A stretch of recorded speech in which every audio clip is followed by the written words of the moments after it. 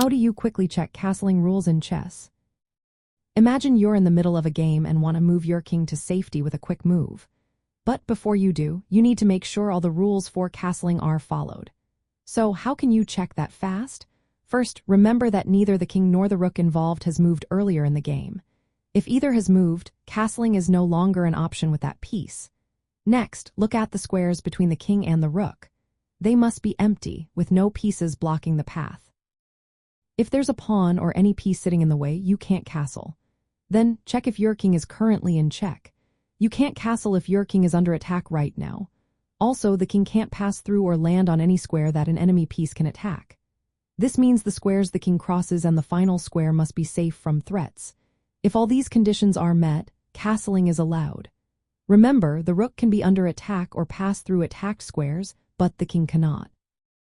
When you castle, the king moves 2 squares toward the rook, and the rook jumps over the king to the next square. There are 2 types of castling. Kingside castling, also called short castling, moves the king 2 squares toward the rook on the h-file, and the rook moves to the square next to the king on the opposite side. Queenside castling, or long castling, moves the king 2 squares toward the rook on the a-file, and the rook moves to the square next to the king on the other side. To quickly check if castling is possible, confirm that the king and rook haven't moved, the path is clear, the king isn't in check, and the squares the king crosses or lands on aren't attacked. This simple process helps you decide if castling is a safe and legal move in your game.